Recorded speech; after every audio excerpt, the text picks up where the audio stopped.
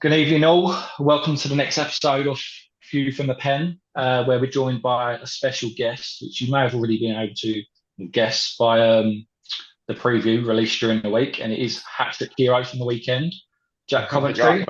How are you, mate? Yeah, I'm good, thank you. Yourselves? Yeah, good, mate. Yeah, good. So as I just touched on, you scored a hat-trick over the weekend. How do you, obviously, from personal preference, obviously you must have loved it, but how do you think the game went overall?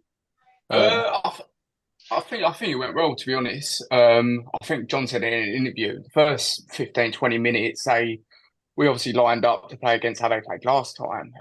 But clearly they changed their formation. And I think he is now in the head, really. Once he pushed me out wide, and God, to be honest with you, I can't remember who was playing on the left.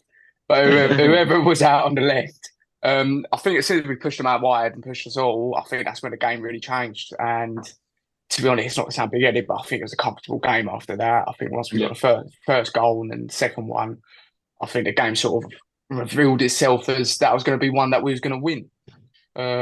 So yeah, no, I think it was really good. Obviously, a few of the goals, obviously, where they played the high line and the ball over the top, you ran onto it. Was that something that just happened, or was you aware that obviously how their defensive line was so high, and you thought if I get on the last man here, I could get in behind? To be honest, it just happens in the game, really, with us. It's not something that we really look at ourselves and go, oh, here we go, here's a crack, this is how we're going to line up. It's sort of as the game develops and we start opening up their defence, and so we realise that I think they're playing three at the back, and we realise the space is in beyond. We've got the legs for it. Let's put some balls through. And yeah, like I say, Harry Saltwood, the first one for me was beautiful ball. You couldn't pick out a perfect pass. And then like the rest of the goals, Harry Prince's, we got the goalkeeper Tom sticking it into the box, and then next thing you know, Harry scoring a weldy and putting a volley in the back of the net. Yeah. Don't know if he meant it, but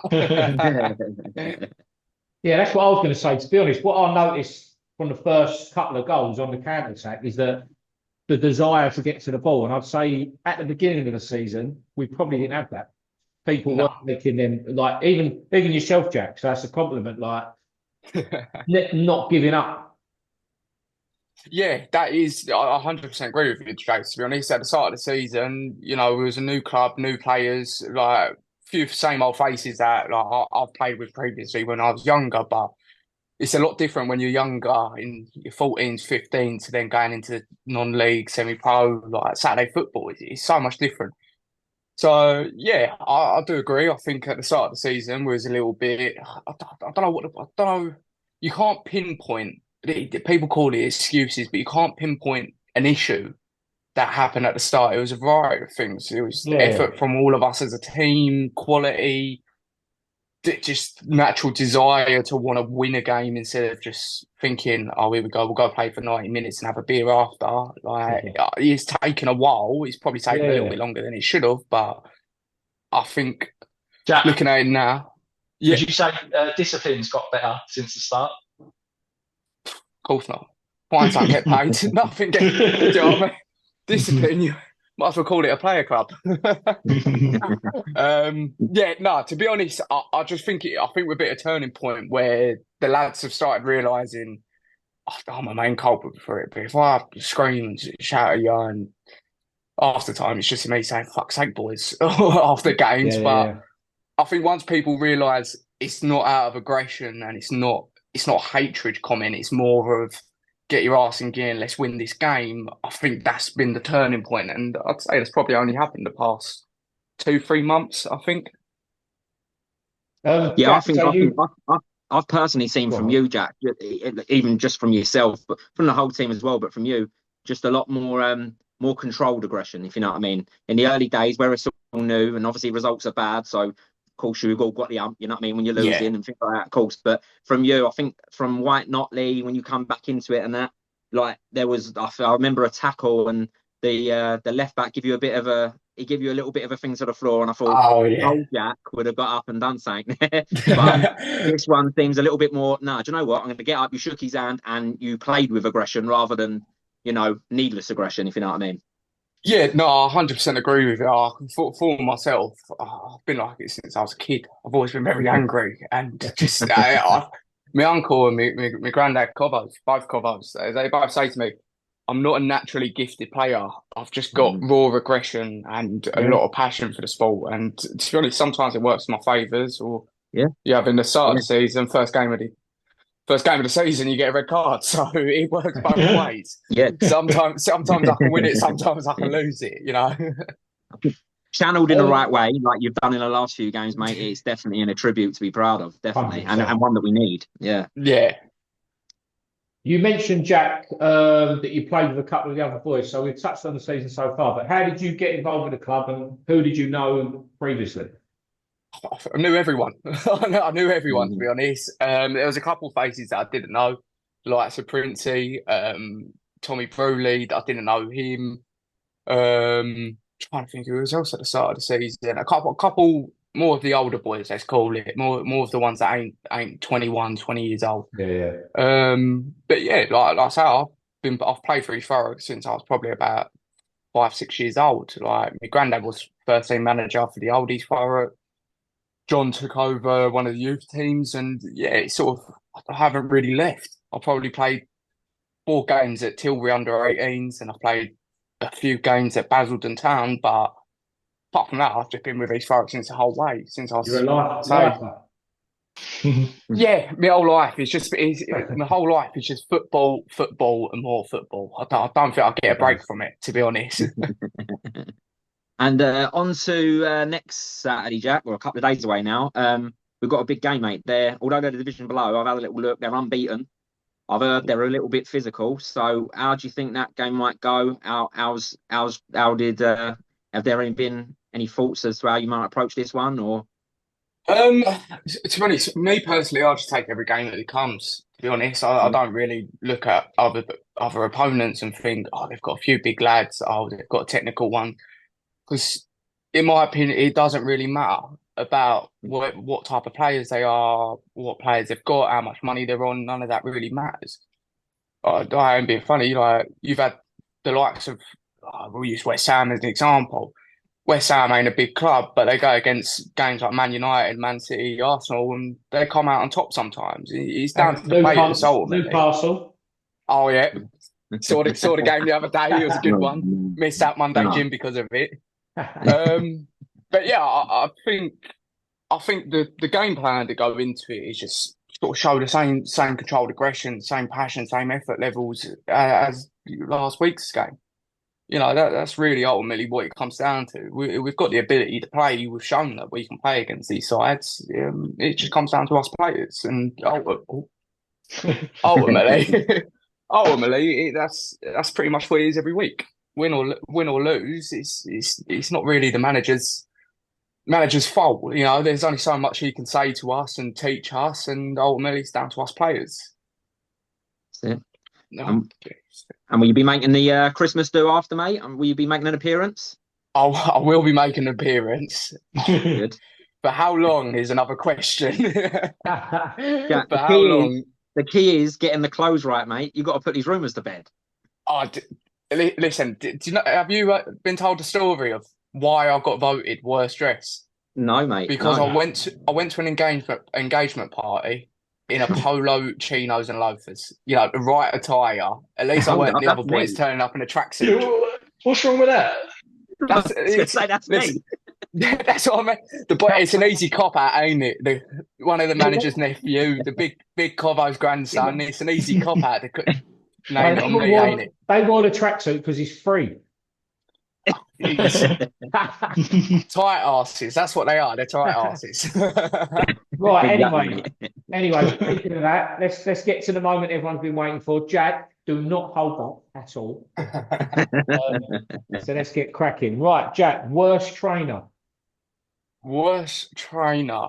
To be honest, yeah, I've been surprised by these answers, and to be honest, I am going to put Lewis in it He's shocking.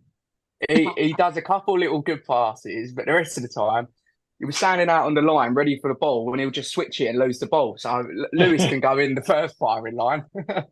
Right, so the opposite of that, best trainer?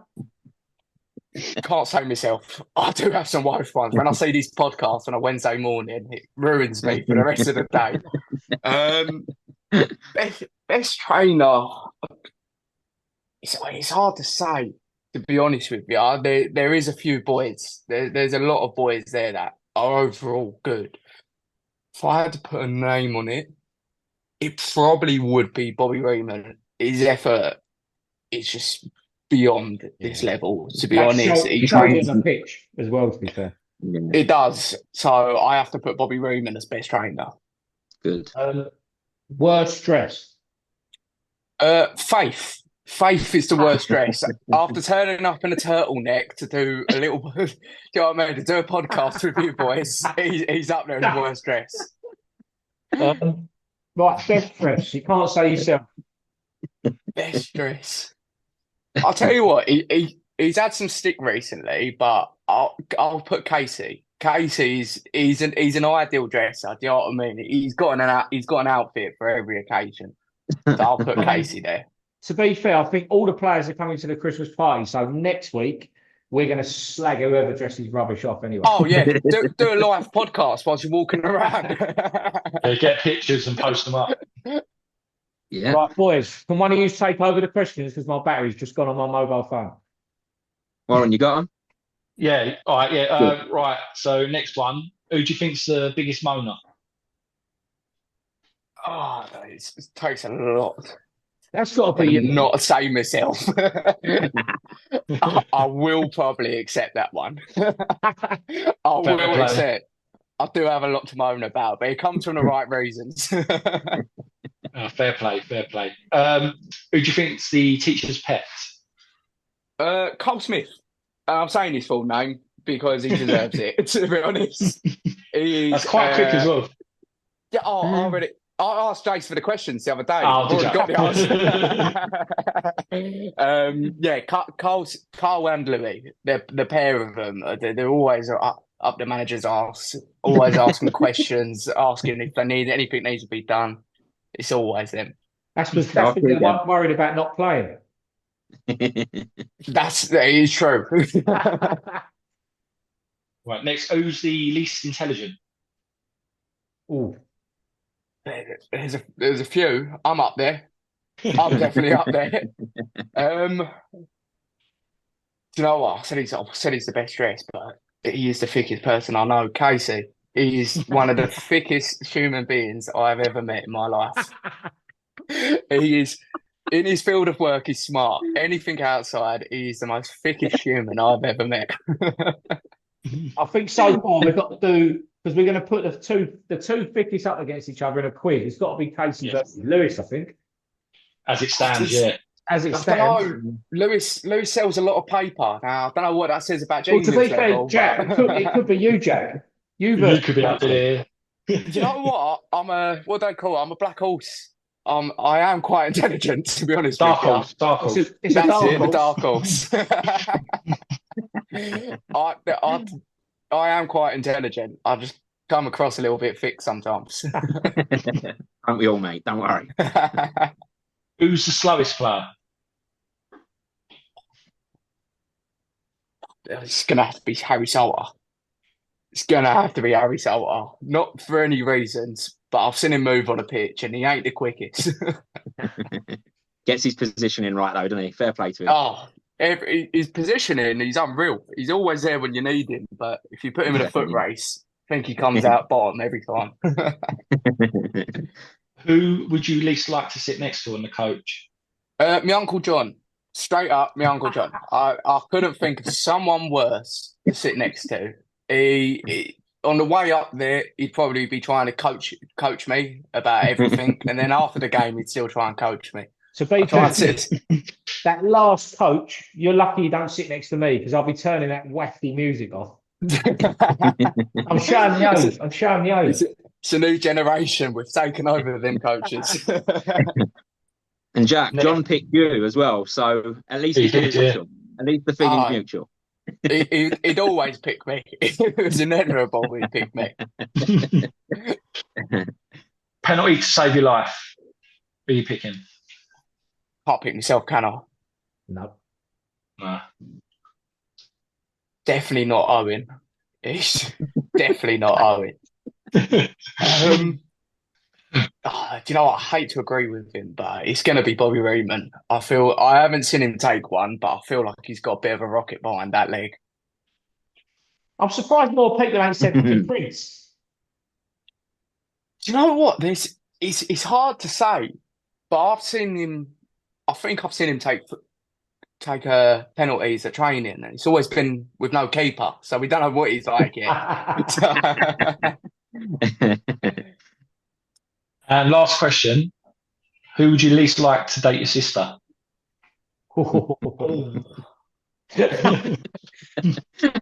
You can't pick everyone.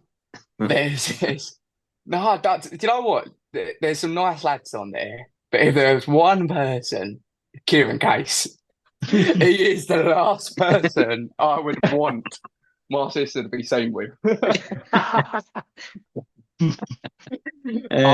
We've been mates for 10 years, and I've seen and I know too much stuff to let him go anywhere near my sister.